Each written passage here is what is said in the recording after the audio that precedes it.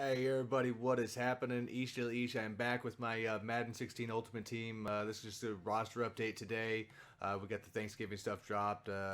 Seeing those packs come out. Really nothing special about those. Unless you're going to get some of the, elite feathers or something like that come out there. But other than that, same old packs. So we're going to go through the lineup here. The quarterback. When I'm looking at the quarterbacks, it's accuracy and throwing power. If you can get him with speed, I do that. Still, Elway, especially for the price, is still just the best all-around guy that I have. If you want to go, get like a McNabb or some of those guys, so be it. That's a good match. For this Raiders offense, these guys are specific for the offense I'm running. You can get CJ2K, still the best I've ran. I tried to Walter, tried a couple other guys. You can get by with like a Portis or somebody like that of that nature also. But to me, still CJ is just the best all-around out there. I got the 91 Cooper. Everybody should have that. It's easy access to that card, cheap in there. I'm taking him up from the Joe Horn just because he's got better blocking, and so some of the other stuff was close enough that I can take Cooper and run him at a 3. On the outside, I like the bigs. I like the run blockers basically. That also can, they've got to have good, well-rounded receivers, but I want to get those stats on the outside. Whenever you're going to hit these outside runs or some of the stuff, you need the guys hitting you downfield and blocking for you, so it's always big. The Calvin I got was a free card, so that one's easy for me to continue to play out there. I might have had a different setup for sure if that one hadn't dropped to me, but I can't sell the card either, so just stuck with it as it was. A good budget guy out there you can get is the Michael Floyd. That card, is pretty good blocking and a good enough receiver stats around for number 4. And Finneran, same thing around. Lacking some speed out there, so I think you could definitely go and look at some of the new other cards out there. The Martavius Bryant card, for example, is probably one I'll be looking to pick up here pretty soon. You can get that for like 50 to 60K, and he has a decent enough blocking, so he fits into what I want to do. But he's giving you like that 94 speed acceleration, pretty good, at least in the 90s as far as his catching traffic. So that could be one I'm looking for to upgrade. I'm still running the gold, on the outside, Lane Johnson. The new card looks beastly. That's a spot that I found that I can get a budget guy to buy on, and it's not really going to give me any issues.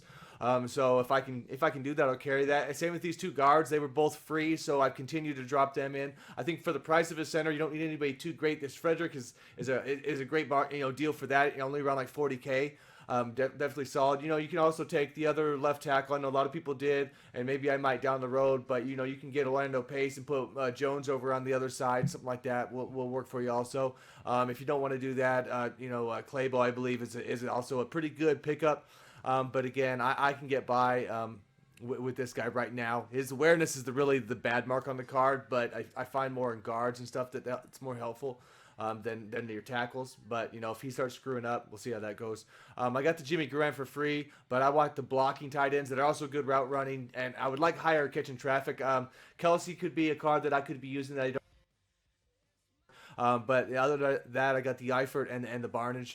They're both along the same lines of guys who are pretty good height and all that. Barnage has better speed. He doesn't get off the line as well. But they're both going to service right now until I can get a guy who's like this, but better catching traffic. I mean, ideally, this spot, and you're in my slot. You really want the high catching traffic guys if you can get. And like the receivers, that new Hines Ward card that's out is just beastly too. I mean, if you have higher end, on the financial gains, you could definitely pick a card like that and you'd be good. But so as far as the defense, still pretty much running a 3-4, but I run a lot of the other stuff with that one.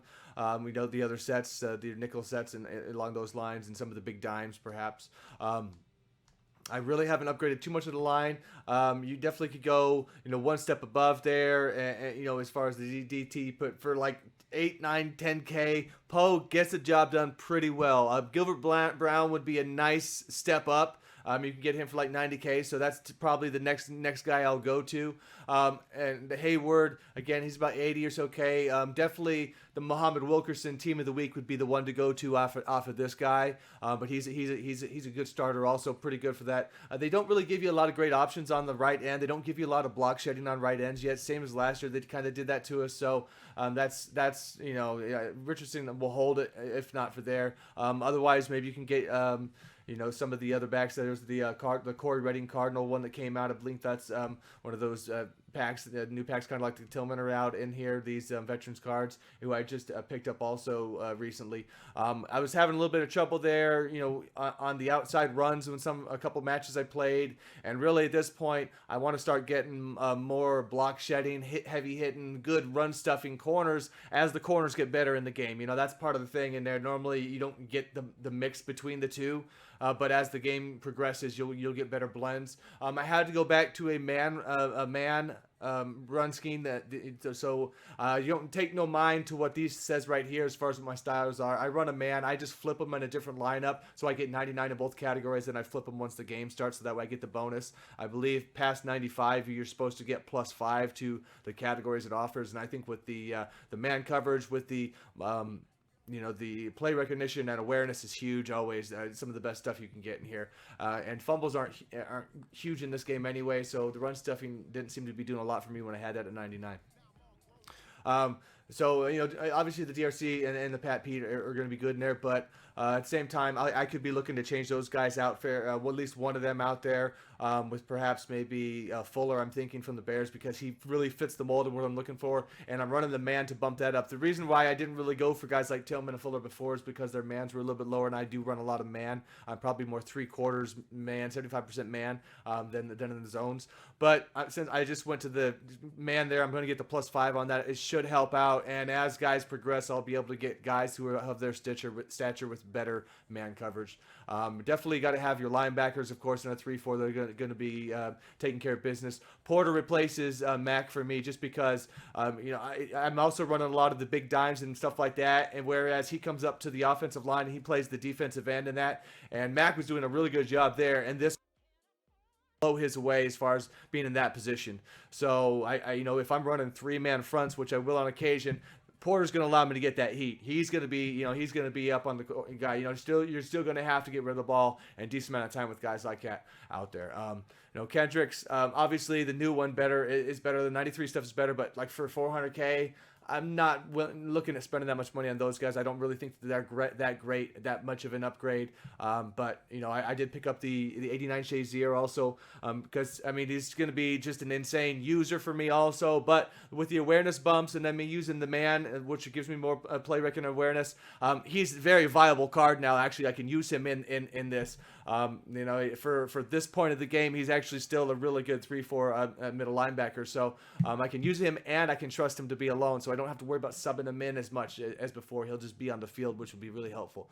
And then on the back end, of course, I got Roy Williams and Quinn. Unfortunately, on the free safeties, there's just not a lot of higher end guys that I think are worth the price jump. I could see getting an Outwater just because I really want that hit power out there. So that is probably the next sort of step I can take in that one. But we'll see that down the road. So I'll kind of give you more of a detailed overlook of what I'm running out there.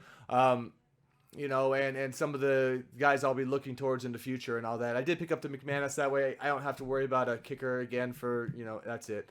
He's got good enough stats that, $30K I got him for. He's pretty much will get the job done for the rest of the year. And Archer's been pretty good on my returns, but that's whatever at that position, man. So thank you guys for checking this out, man. Got that Peyton review out, just yesterday. If you haven't seen that one, check that one out. It's a pretty decent of a card out there. Other than that, I will see y'all next time.